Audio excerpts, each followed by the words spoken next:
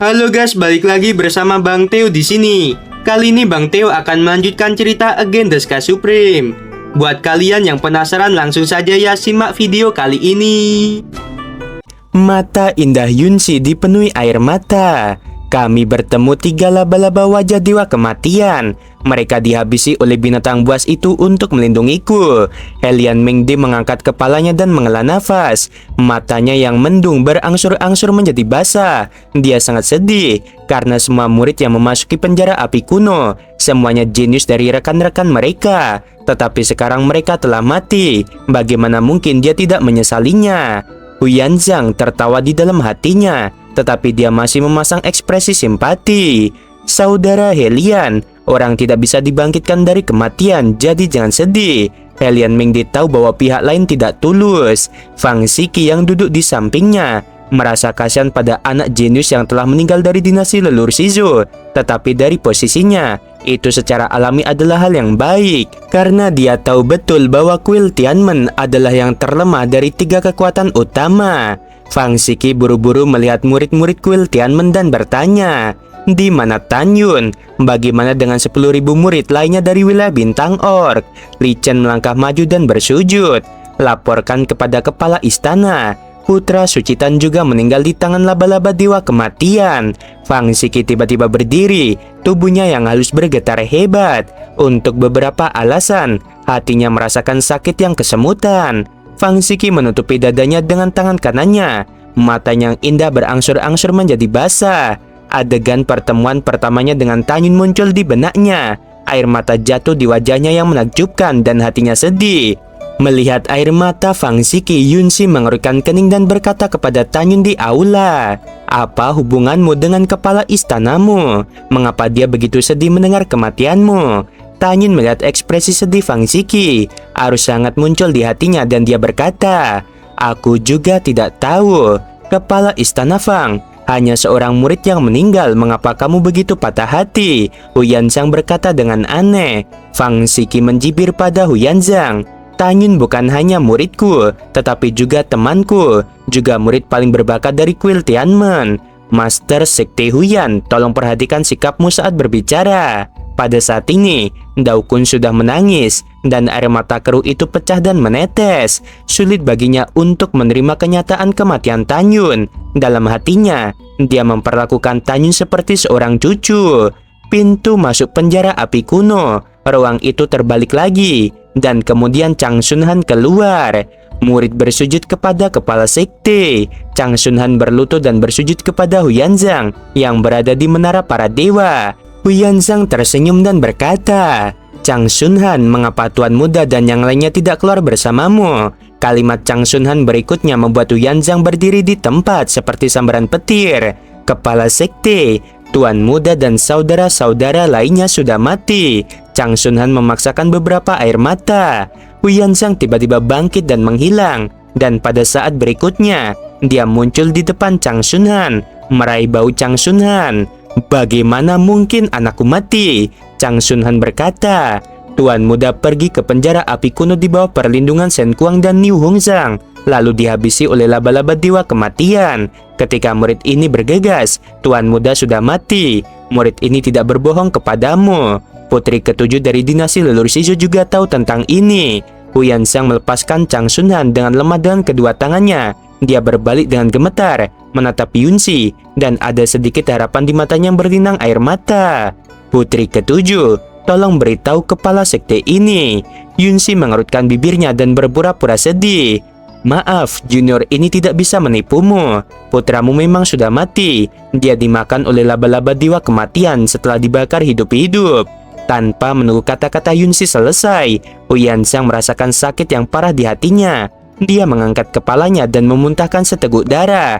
Kesedihan yang tak berujung menelan saraf seluruh tubuhnya. Dia merasa matanya gelap dan dia hampir jatuh. Huyanzang menangis, tidak dapat menerima kenyataan bahwa putranya meninggal.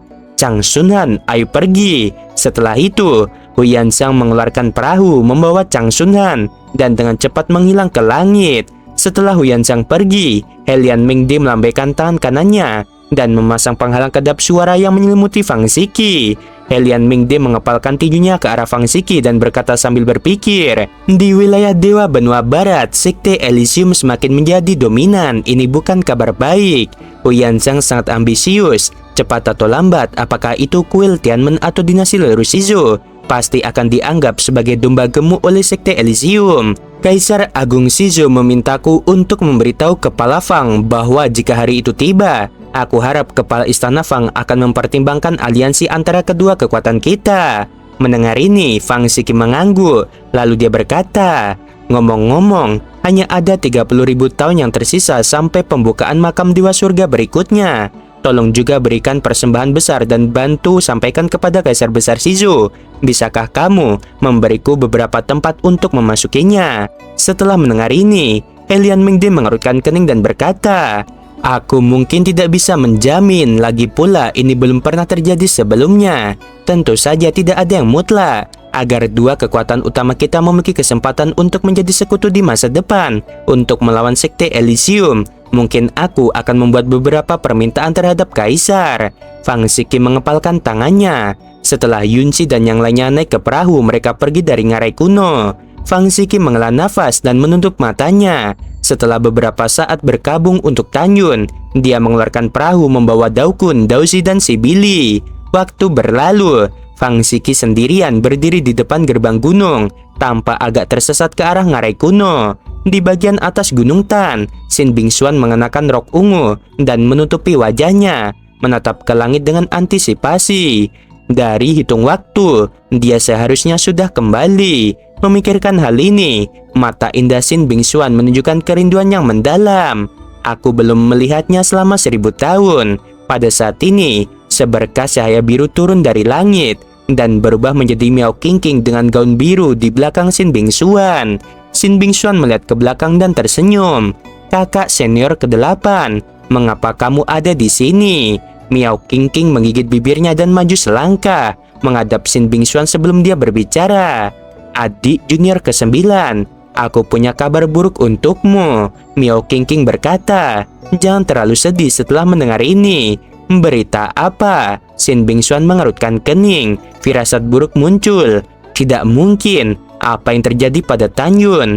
Ketika Miao Qingqing mengangguk, hati Sin Bingxuan tertahan. Miao Qingqing menghela nafas. Tanyun dihabisi oleh laba-laba dewa kematian ketika dia sedang berburu harta karun. Bagi Sin Bingxuan, berita kematian Tanyun seperti petir. Tubuhnya yang halus sering bergetar. Tubuhnya yang indah bergetar sepanjang waktu. Air mata terus menetes. Dia tidak mengatakan sepatah kata apapun, tetapi napasnya menjadi lebih cepat. Sebelum Miao Qingqing bisa menyelesaikan kata-katanya, setetes darah mengalir keluar dari hidung Sin Bingxuan, dan kemudian seteguk darah ungu menyembur keluar, membasahi kerudungnya. Miao Qingqing sangat ketakutan sehingga dia menduga Sin Bingxuan menyukai Tanyun, tetapi dia tidak pernah menyangka bahwa Tanyun akan memiliki posisi seperti itu di hatinya. "Kakak senior ke-8, tahukah kamu? Aku mencintainya, aku sangat mencintainya. Aku jatuh cinta padanya 90.000 tahun yang lalu. Aku sangat membenci diriku sendiri. Mengapa aku tidak memberitahunya?" Sebelum tangisan itu jatuh, Sin Bingxuan memuntahkan seteguk darah lagi dan pingsan di pelukan Miao Qingqing. Setelah waktu yang lama, Sin Bingxuan perlahan membuka matanya yang merah dan bengkak. Matanya menjadi kosong. Itu adalah semacam keputusasaan. Di puncak, Sin Bingxuan berlutut di tanah, memegangi kepalanya dan menangis. Tangisannya penuh dengan keengganan dan keputusasaan. "Aku menyesal tidak bisa melepaskan kain kasa ketika kamu ingin melihatku. Jika waktu bisa dibalik, jika semuanya bisa dilakukan dari awal lagi, itu bagus sekali." Pada saat yang sama, wakil kepala istana Chu Xiaotian memandang Daozi yang memasuki aula dan melambaikan tangannya. "Jangan terlalu sopan, beritahu wakil kepala istana ini, apakah Tanyun sudah mati?" "Selamat kepada wakil kepala istana, bajingan Tanyun itu sudah mati," kata Daozi. "Meskipun dia sudah mati, dia tidak dihabisi oleh wakil kepala istana ini sendiri. Sulit untuk memahami kebencian di hatiku." 1 jam kemudian hari sudah gelap. Di aula 4 teknik, Daokun terus minum sendirian. Dia terus memukul dadanya, dan garis air mata jatuh di pipinya yang keriput. Daokun, oh Daokun, kamu benar-benar tidak berguna. Wilayah bintang 4 teknik akhirnya menghasilkan seorang jenius seperti Tanyun, tetapi kamu gagal melindunginya. Daokun menyalahkan dirinya sendiri. Guru, murid memiliki sesuatu. Pada saat ini suara Miao Qingqing terdengar di luar aula. Daokun buru-buru menyeka air matanya. Dia berkata, "Kamu masuklah." Miao Qingqing buru-buru memasuki kuil. Guru, ketika adik ke-9 mengetahui kematian Tanyun, dia muntah darah dan patah hati. Daokun meletakkan kendi dan baru saja keluar dari aula seorang murid laki-laki dengan pembawaan yang luar biasa turun dari langit. Siapa lagi kalau bukan Li Chen? Murid Li Chen telah bertemu dengan penatua suci tertinggi, kata Li Chen dengan hormat. Katakan ada apa, kata Daokun. Melaporkan kepada Sage tertinggi. Masalah ini sangat penting, mohon maafkan keberanian murid. Bisakah kita memasuki aula dulu? Li Chen bertanya dengan hormat. Setelah Li Chen masuk, Daokun memasang penghalang kedap suara dan berkata, "Ayo bicara." Li Chen menatap Miao Qingqing dengan ekspresi malu. "Kakak senior, tolong pergi dulu." "Apakah aku orang luar?" Miao Qingqing menunjuk hidung Li Chen. "Jangan lupa bahwa ketika kamu masih kecil, orang lain menggertakmu, tapi aku memberimu perlindungan." Daokun berkata, "Katakan padaku, Qingqing bukan orang luar." Murid ini sudah berjanji bahwa hanya akan memberitahu dirimu dan kakak senior Shin. Li Chen berbisik. "Omong kosong apa, bicara cepat." Amarah Daokun yang berapi-api muncul lagi, meniup janggutnya dan menatap. Murid ini patuh. Li Chen menggigil ketakutan dan berkata, "Putra Sucitan tidaklah mati." Begitu kata-kata ini keluar, udara di aula itu hening. Daokun dan Miao Qingqing melebarkan mata mereka. "Apa yang kamu katakan?" Daokun menelan ludah dan mendesak. "Kamu mengatakannya lagi, siapa yang tidak mati?" "Putra Sucitan tidak mati." Nada bicara Li Chen sangat pasti. "Jangan berbohong padaku," kata Daokun sambil menahan kegembiraan di hatinya. Murid bersumpah bahwa Putra Sucitan tidak mati. Daokun sangat bersemangat. "Kalau begitu katakan padaku, jika dia tidak mati mengapa dia tidak meninggalkan penjara api kuno? Jika dia tidak mati bagaimana dengan yang lain?" Li Chen berkata dengan jujur, "Putra Sucitan meminta murid ini untuk memberitahumu dan kakak senior Shin bahwa dia memiliki terlalu banyak musuh di kuil Tianmen dan bahkan kamu mungkin tidak dapat melindunginya. Putra Sucitan mengubah namanya menjadi Xiao Zhang dan akan menjadi pengawal pribadi putri ketujuh dari dinasti leluhur Shizhou di masa depan. Jika kamu memiliki berita tentang istrinya, silahkan kirim seseorang untuk memberitahu dia. Dia juga mengatakan bahwa kakak senior Shin adalah orang kepercayaannya, jadi dia tidak menyembunyikannya tentang kematiannya." "Itu bagus." Daokun tersenyum dan berkata, "Yuner memang benar." Li Chen, apalagi yang Yuner katakan? Mendengar ini, Li Chen melirik Miao Qingqing dan menciutkan lehernya. "Izinkan aku memberitahumu dan kakak senior Shin bahwa dia masih hidup dan tidak memberitahu siapapun." "Jadi seperti itu. Bagus si Tanyun itu. Ketika aku melihatnya nanti, mari kita lihat bagaimana aku menghadapinya." Miao Qingqing menjulurkan pinggangnya dan menatap Li Chen.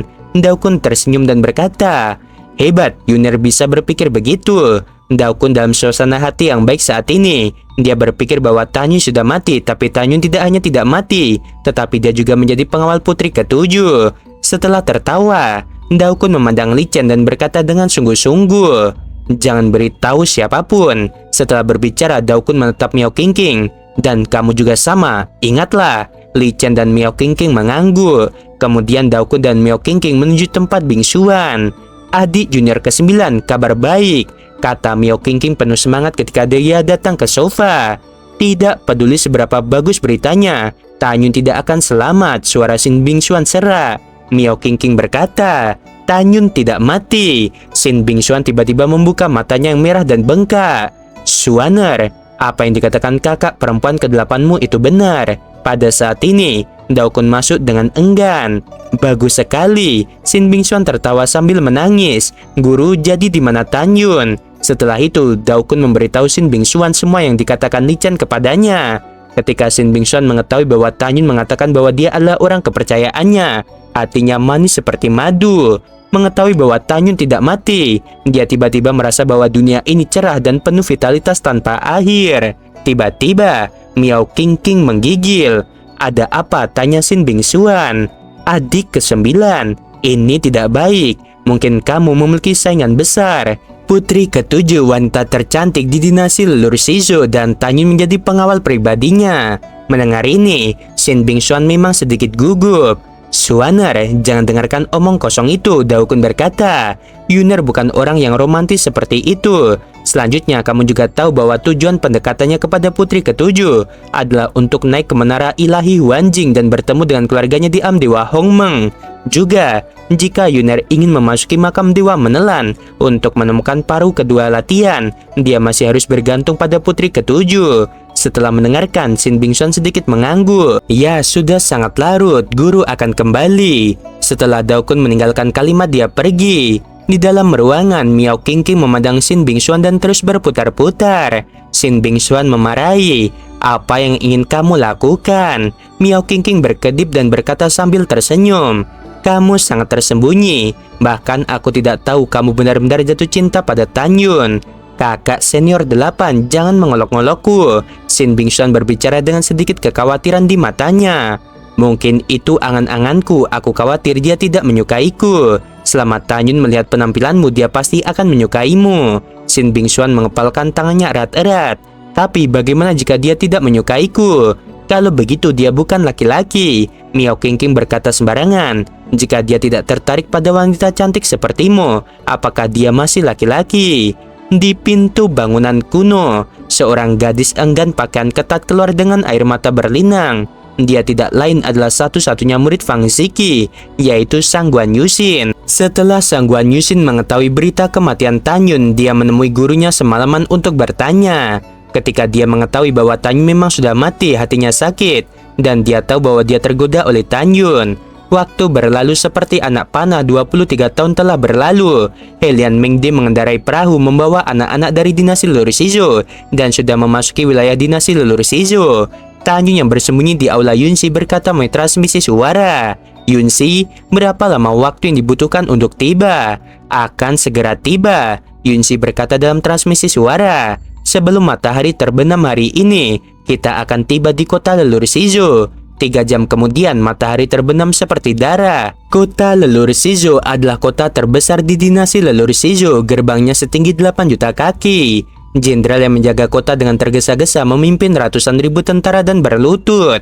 Bawahan bertemu putri ketujuh dan melihat pemuja agung. Helian Mingde berkata, "Buka gerbang kota." Gerbang kota setinggi 8 juta kaki itu perlahan terbuka dengan dentuman yang menggelegar. Kemudian Helian Mingde mengendarai perahu ke kota leluhur Shizhou. "Pemuja agung, putri ini belum kembali selama 1000 tahun. Aku akan bermain di kota leluhur hari ini. Aku akan kembali ke istana nanti." Bawahan dengan hormat mengirim putri ketujuh, kata Helian Mingde. Setelah itu, Helian Mingde menerbangkan perahu ke pusat kota. Dia membiarkan anak-anak jenius dari berbagai keluarga turun, dan dia pergi sendiri ke kota kekaisaran Shizhou yang dibangun di ujung timur.